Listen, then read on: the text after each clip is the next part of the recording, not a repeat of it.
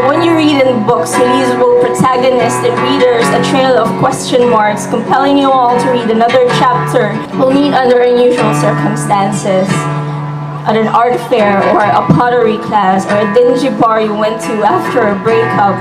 We'll smile, exchange witty banter, and then you'll go home thinking you must know me more. Sound familiar? Then it seems that we've met before. Hi, I'm a Manic Pixie Dream Girl. What, or more appropriately, who exactly is a Manic Pixie Dream Girl, also known as the MPDG?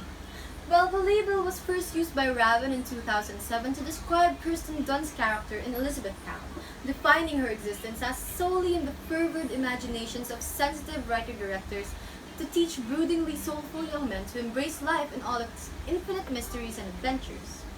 The Manic Pixie Dream Girl has been so commonly used in media that we've been reduced to a trope of unruly wardrobes, impulsiveness, and maybe even a dash of hair color. However, ultimately, the MPDG reduces women into paper-thin characters with charisma and not much else. Thus, we move towards the reclamation of typifications, iconography, quirks associated with the MPDG in order to eliminate the subtle sexism in the use of women as simple plot devices without depth nor background. Now that you know who we are, aren't you wondering where else you've encountered the MPDG?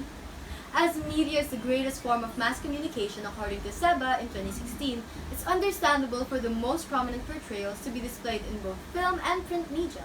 In fact, there's even an existing Wikipedia page with reliable sources attached that lists no less than 30 characters, including characters portrayed by Katharine Hepburn, Audrey Hepburn, Marilyn Monroe, and even Liza Minnelli. However, the more recent examples of the MPDG include Margot Roth Spiegelman from Paper Towns and Mary Elizabeth Winstead in Scott Pilgrim vs. the World. Filipino media has also had its fair share of MPDGs, and the most relevant one being Stella, in Isang Daang Tula para kay Stella. A shocking addition to the list, however, is Paige O'Hara's Belle in the animated classic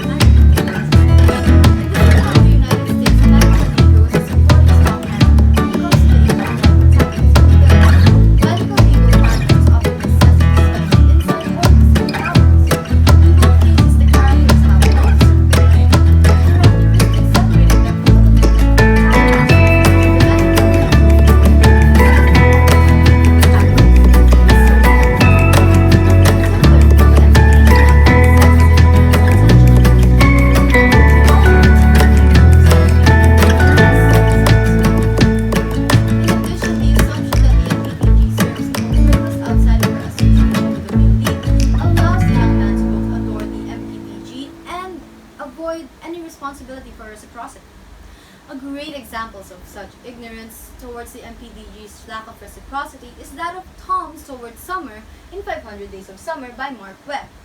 Webb stated in 2019 that Tom failed to see her complexity, and thus a consequence for him is heartbreak, as initially it's mentioned several times towards the build-up of their relationship that Summer isn't looking for a boyfriend, much less Tom. Thus, this also perpetuates the idea of men's entitlement to suspend the requirement of reciprocity because of his attraction to a woman, consequentially promoting rape culture and degrading the importance of consent in any relationship, especially in a romantic and sexual association. So, why does the MPDG trope still persist? Let me tell you the truth. It doesn't. Film, especially those under independent screenwriting, use basic iconography to build mythical female stereotypes both through visual and stylistic motives attached to genre conventions. thus easily associating not only stylistic portrayals but behavioral and psycho-auditory themes with such trope. But truly, the Manic Pixie Dream Girl trope in recent years is being depowered, if not discontinued altogether. Strong female leads have been rewriting the trope in itself and thus reclaiming all the quirks of the MPBG without casting her off to the side. Many counterexamples exist, however, the prevalence of iconography associated with the MPBG subsequently blurs the line of deconstruction, as the character continues to possess many visual typifications. For example, Annie Hall's character, portrayed by Diane Keaton, has been disproved to be an MPBG as she has her own goals and aspirations. However, many continue to classify her as such according to her appearance and behavior. Kate Winslet's character as Clementine openly recognizes the trope toward the end of the movie and rejects it in a remark made to Jim Carrey's Joel, "I'm not a concept." This is found in the movie Eternal Sunshine of the Spotless Mind. The lead character of God Help the Girl, Eve, is an open subversion of the trope, as the actress portraying Eve has been said to approach the character with a mindset of the anti-MPBG. Though crucial, the reclamation of the iconography and quirks that make a Manic Pixie Dream Girl persists, although albeit slowly. Nonetheless, its importance cannot be disregarded, as many subcultures of a toxic male-serving mindset are consequentially perpetrated by allowing this trope to survive and persist. The deconstruction of the concept allows for female characters to be three-dimensional, alongside copious amounts of personality, thus viewing women as protagonists. Furthermore, it translates into real-life situations, women being regarded as complex characters instead of being reduced to a single adjective, may it be a girly girl, a chaotic girl, a crazy girl, or simply a girl that's unlike other girls. Referring to them as such demonizes the other one-word descriptors, ranking them, and thus putting one type of women over the other, while it simply pits women against each other should they subvert from a male-serving mindset. But that's an argument for another time. So, hi, I am a Manic Pixie Dream Girl. Intelligent, passionate, chaotic, loving, unique, quirky, feminine, strong woman, just like the other girls.